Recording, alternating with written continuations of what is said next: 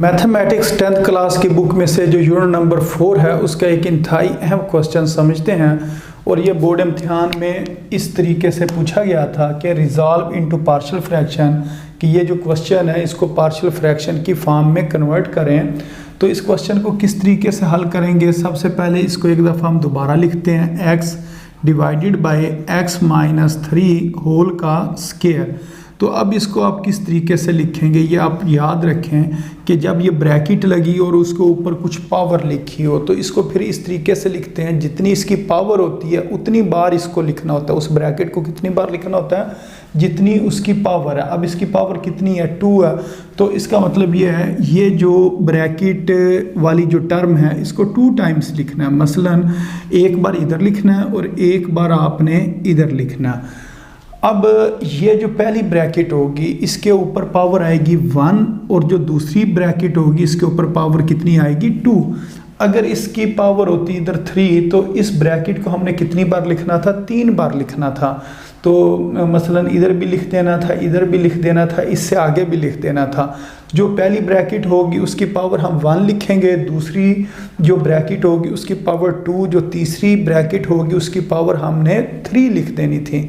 इसी तरह अगर इसकी पावर होती 4 तो ये ब्रैकेट को हमने 4 टाइम्स लिखना था, और सबसे पहले इसकी पावर 1, फिर पावर 2, फिर पावर 3 और फिर पावर 4 लिखनी होती है। तो अब ब्रैकेट के अंदर क्या लिखा हुआ है, x माइनस 3, तो x माइनस 3 को इधर लिखेंगे और इधर भी x माइनस 3 ही लिखेंगे। अब आपकी मर्ज़ी है, ये जो पावर 1 लिखा हुआ है इस पावर को बेशक आप इधर ना भी लिखें तो उसका मतलब 1 ही होता है। तो ये अब आपकी मर्ज़ी है, 1 लिख लें फिर भी ठीक है, ना लिखें तो इसका मतलब भी यही है कि इस जगह पर 1 मौजूद है। अच्छा, अब आपने ये चीज़ चेक करनी है कि जो ब्रैकेट के अंदर लिखा हुआ है क्या ये लीनियर है या क्वाड्रेटिक है।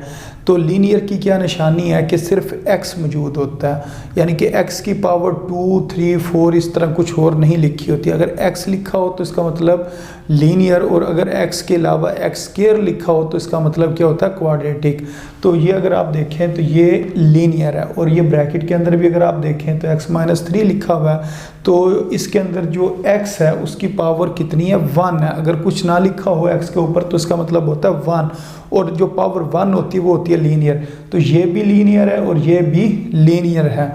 तो अगर लीनियर हो तो हमें पता है फिर हमने अल्फ़ाबेट में से इधर क्या लिख देना होता है, a लिख देना होता है। अगर ये अब लीनियर है तो a इधर लिख दिया, अब इसके ऊपर हम क्या लिख देंगे, b लिख देंगे।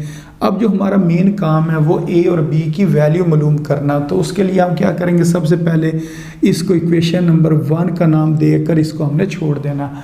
अब हमने लेफ़्ट साइड के ऊपर जो नीचे टर्म लिखी होती है, लेफ़्ट साइड के जो डिवाइडेड बाय में जो टर्म लिखी होती है उसके साथ इन तीनों टर्म्स को मल्टीप्लाई करना होता है। तो मसलन x माइनस 3 होल का स्क्वायर, इसको हम मल्टीप्लाई करेंगे फर्स्ट टर्म के साथ x divided by x minus 3 का होल स्क्वायर, फिर उसके बाद इज़ इक्वल टू लिखेंगे। उसके बाद ये जो लिखा हुआ है इसको हम ब्रैकेट में लिख लेंगे a divided by x minus 3, और इसके साथ भी हमने क्या करना है, x माइनस 3 होल का स्क्वायर जो है उसको मल्टीप्लाई करना। बेशक इसको आप इस ब्रैकेट से पहले लिख लें या इसके बाद में लिखें, तो मल्टीप्लाई हो रहे हैं तो उससे कोई फ़र्क नहीं पड़ता तरतीब चेंज करने से।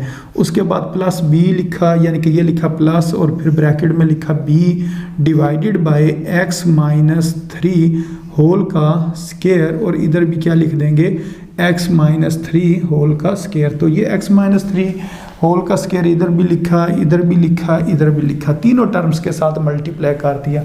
अब अगर हम इसको देखें, ये और ये कैंसिल हो जाएंगे।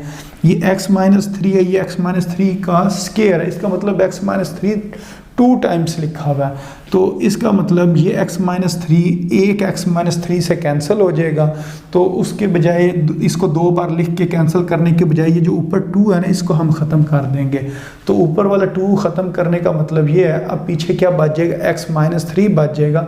अगर इस टर्म को भी मैं 2 बार लिखता इसी तरह x माइनस 3 तो फिर कटिंग के बाद यही चीज़ बचनी थी। इस वजह से ये x-3 को मैं ऊपर स्केयर से ख़त्म कर रहा हूँ, तो इसका मतलब ये है कि एक टर्म इधर से ख़त्म होगी, अब पीछे x-3 बच गया। तो ये x-3 का होल स्केयर जो है इसने और इसने कैंसिल हो जाना।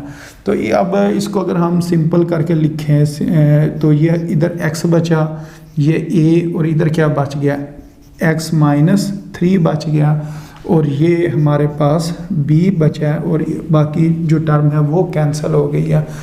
तो इसको हम किसका नाम देते थे, इक्वेशन नंबर 2 का नाम दे देते थे। अब इसके अंदर हम थोड़ी सी ना चेंजिंग करने लगे हैं, इसको मज़ीद जो है ना सॉल्व करने लगे हैं। जो पहले हम क्वेश्चन करते थे हम क्या करते थे, ए के जो नीचे रकम दी होती थी उसको हम 0 के बराबर रख के वहाँ से एक्स की वैल्यू निकालते थे और इक्वेशन नंबर 2 में पुट करते थे, तो हमारे पास ए का जवाब आ जाता था। अब इस तरह नहीं, इस क्वेश्चन को जब एक चीज़ x-3 इधर भी लिखा हुआ है इधर भी लिखा हुआ है, 2 बार लिखा हुआ है x-3, तो फिर हमें क्या करना पड़ेगा, इस जो इक्वेशन नंबर 2 है इसको मज़ीद सॉल्व करना पड़ेगा, और कंपेयरिंग कोफिशिएंट वाला जो मेथड है उससे हमने इसको सॉल्व करना।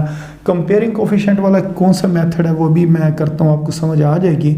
अब इस a को हम अंदर मल्टीप्लाई करते हैं, ये बन जाएगा ax, और इसी तरह इस a को मैंने -3 से मल्टीप्लाई करना, ये बन जाएगा -3a, और ये बन गया +b।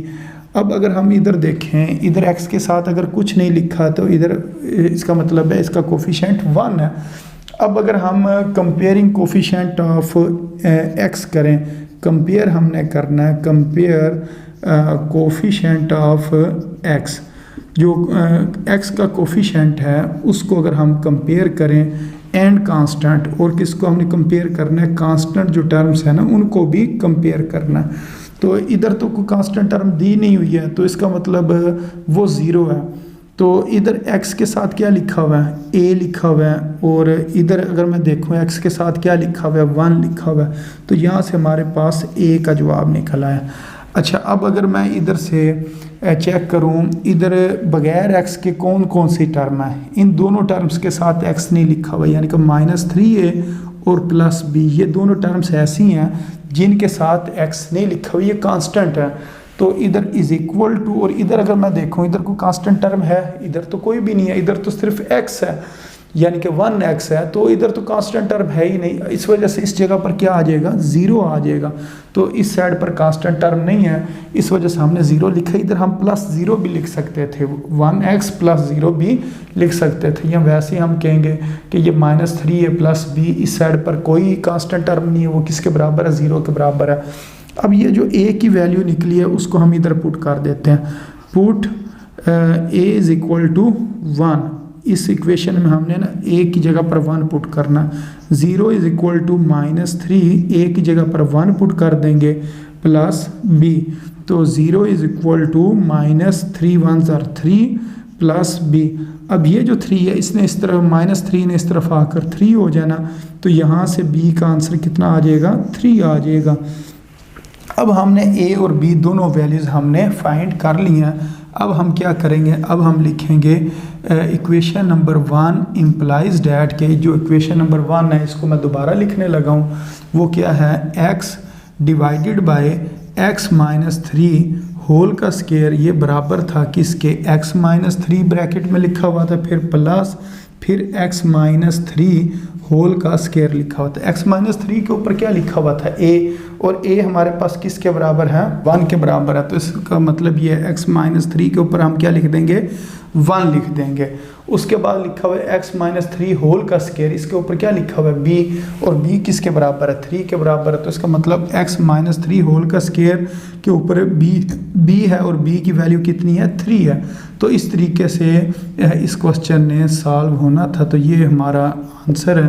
तो उम्मीद है आपको इस क्वेश्चन की भी समझ आ गई होगी कि इसको किस तरीके से सॉल्व करना था। तो अपनी दुआओं में याद रखें। अस्सलामु अलैकुम वरहमतुल्लाहि वबरकातुहू।